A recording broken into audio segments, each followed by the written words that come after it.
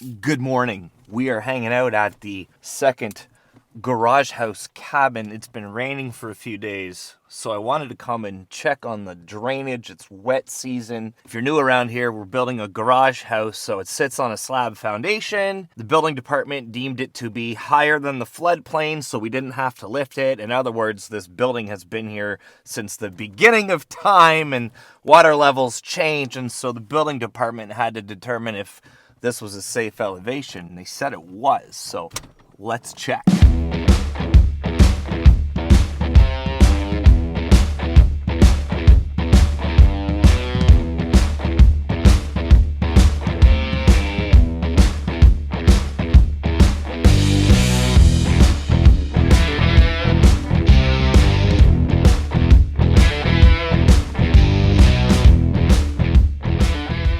So this beautiful beast right here used to be a garage that I think belonged to a house right here, although I haven't been able to accurately determine if there was a house here. You can go back 15 years on Google Street View, and there's no house there. But there is this beautiful garage that folks were using as an off-grid cabin at the lake, because Lake Erie is located just over here, and the services come in from the street. We found a water inlet line, so it does lead us to believe there was a structure here. This building is no longer off-grid. It has hydro, and it will have water hookup soon. We're not sure about natural gas yet. And well, now you are caught up. We are building a garage house that we live in and a second garage house right here. Let's go check on the water. Okay. Not too bad. Oh, not too bad. I'm more interested to see how saturated the foundation is. That looks dry to me. So, well, it appears to be dry. We did the proper waterproofing against the foundation, which does come up to here and goes down 4 feet. I don't see anything. So that's great news. We had to dig all the way around the perimeter of this building and go down 4 feet because we wanted to put on the second store loft apartment. And the original slab floor was only, I can't remember, less than 3 feet, 30 inches thick or something like that, and it needed to be 48, so we dug and we went down all the way around, and then we built the loft apartment upstairs. Looks like the boys were here. All the mess is cleaned up. We've been doing drywall. Nothing but drywall. Is this locked? Yes, it is. But this is all dry. Look. The grading is a lot better now than it was when we took possession. Look at this, actually. Everything has been cleaned. Well, everything's been cleaned up. Except right here. Now, this is where we have to still connect to water services at the road. Well, even that there, we will keep an eye on. Of course, once we backfill, we'll do something with these downspouts, but this is a solid slab, so all this water is on the outside of the building. Now, it is porous, right, because it's concrete, so let's go.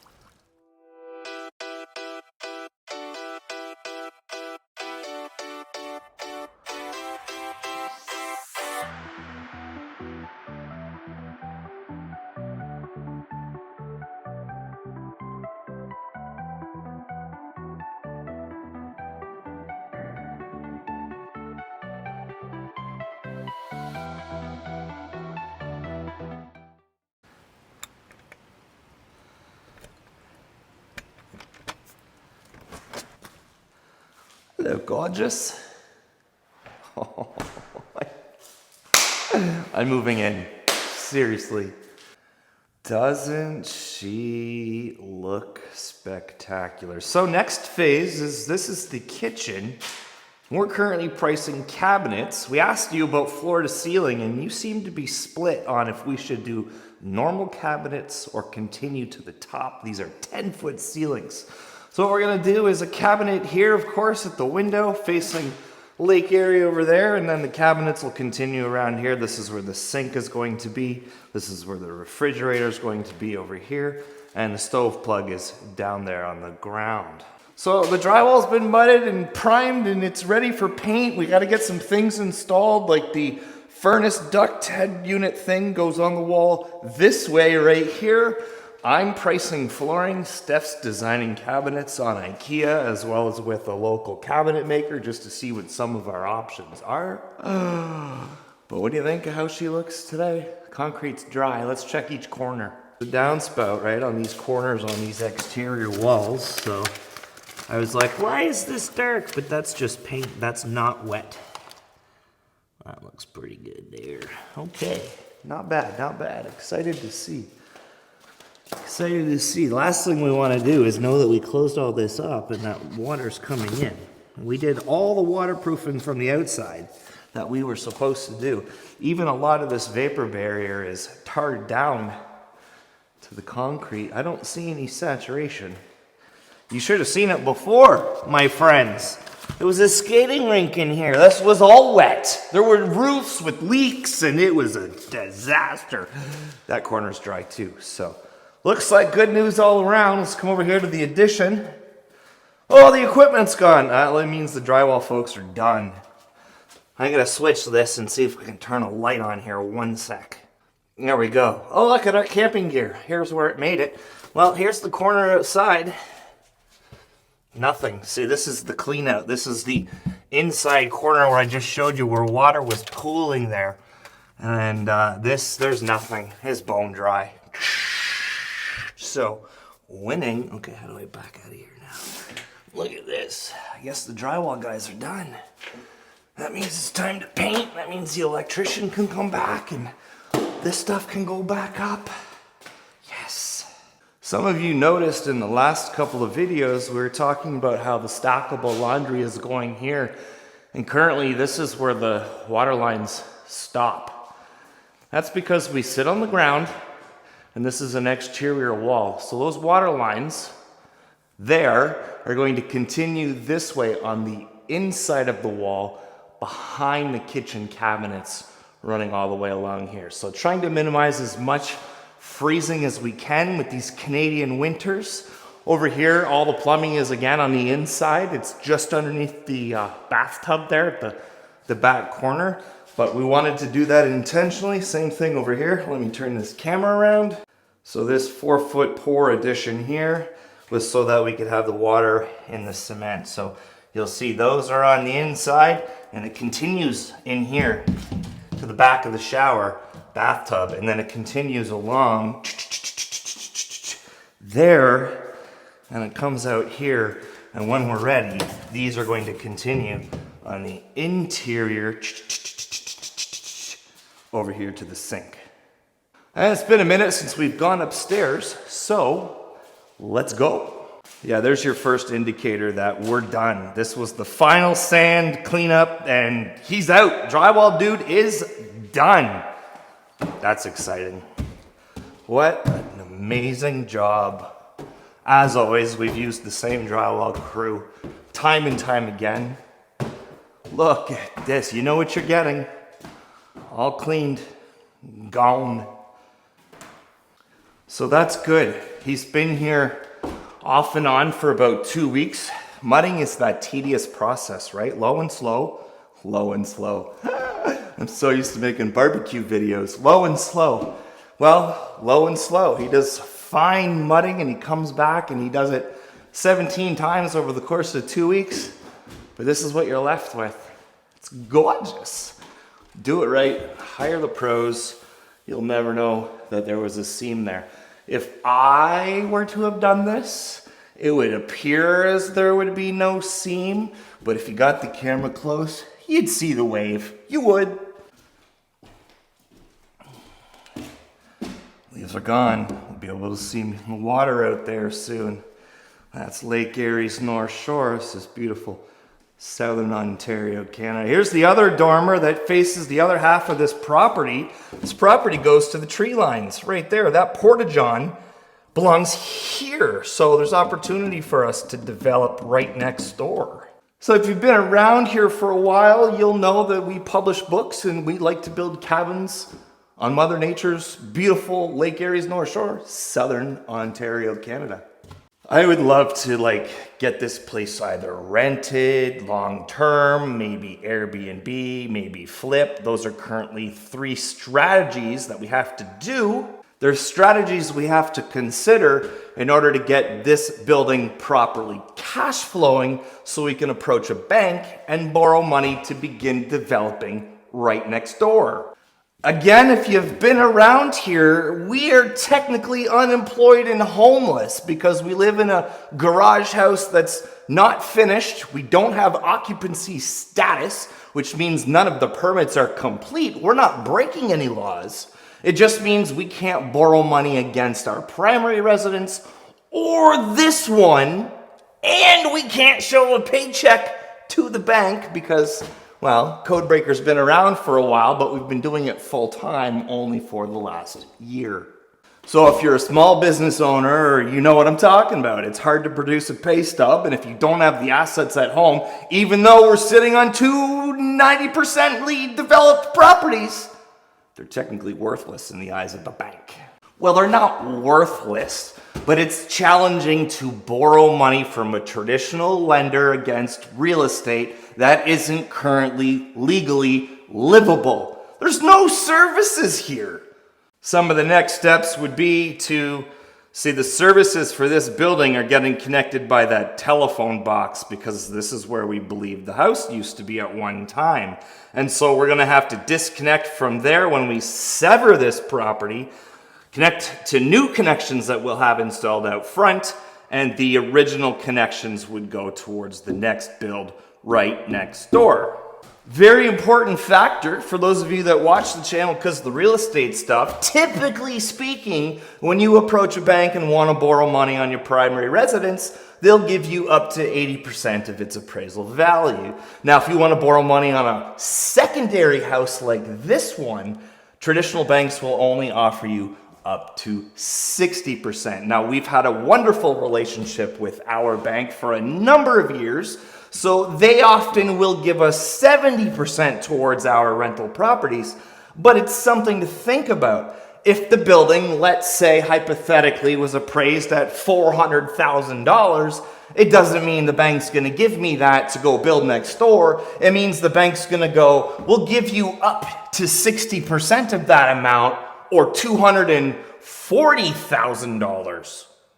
And, $240,000 is enough to get the development started, but where do we maintain that cash flow? This formula isn't sustainable without either somebody paying for this one in terms of as a long-term rental or as a short-term Airbnb property, or we just flip it and then we pull all the equity out of it and we use it towards the next one. And Financial Literacy 101 with Brian Aspinall right there. Hit the like button. Well, the roof's not leaking. That's a win. So there's the view out back. It's awesome. Go back downstairs. It's just massive 10-foot ceilings. It's so incredible to me. This is where the hot water tank's going to go. This is where winter jackets are going to go. Again, there's storage behind the stairs. Bathrooms here. Cabinets are what we're doing next. And then we can get a vinyl click floor in down here next. Get this all painted and it's practically a house. That right there, that's how you know. That's how you know your property's off grid, and the drywall dude's been here for 2 weeks because he's been using pails of water in order to get this mudding job done.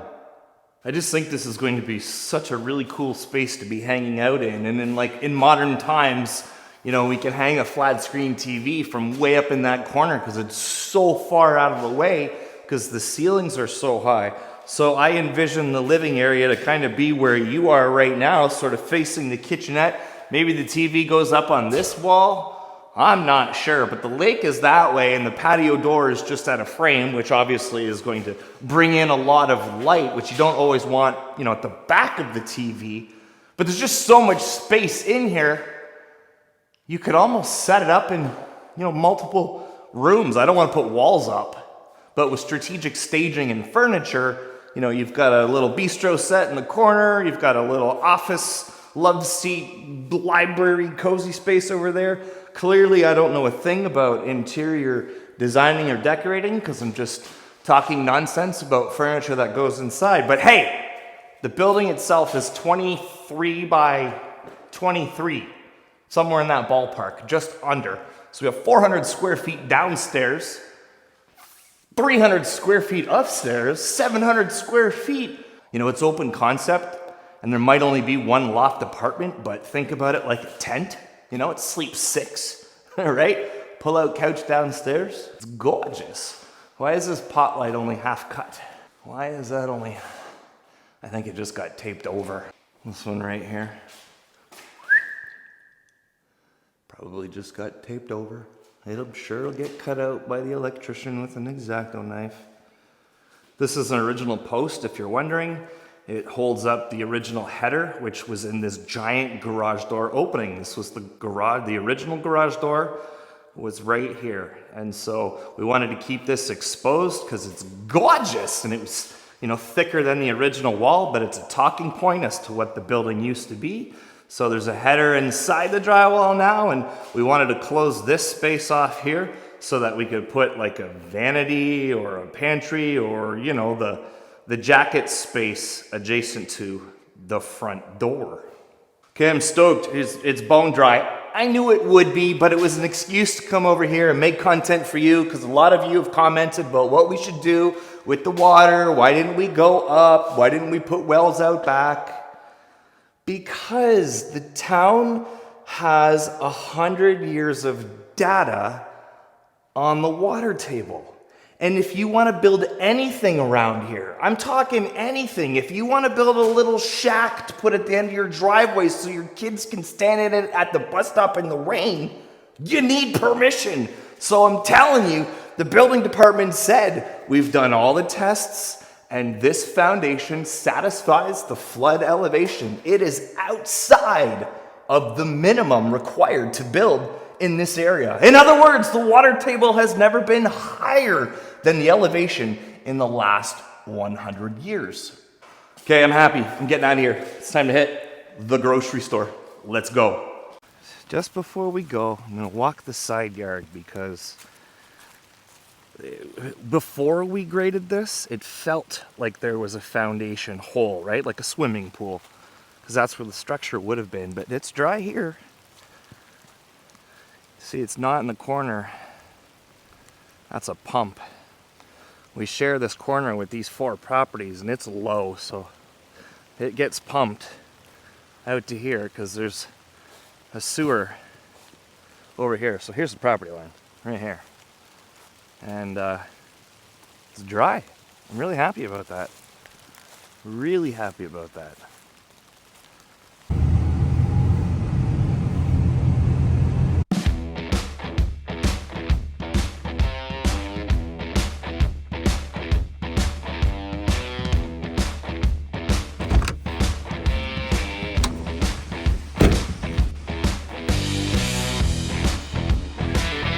Not sure what I'm feeling tonight on this rainy day.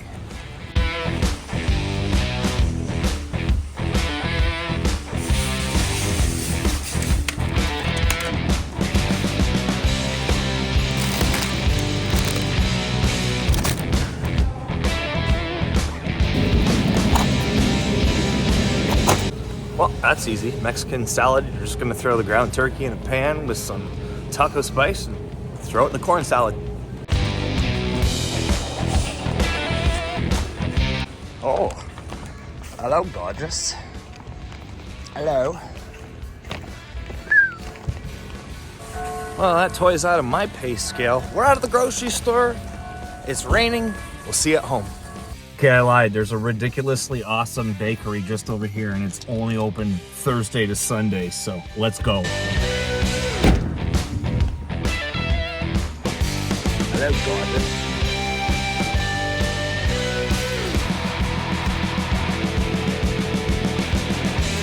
Well, I ended up with a magic bar, a Danish, and this amazing looking savory scone. All right, for serious this time. See you at home.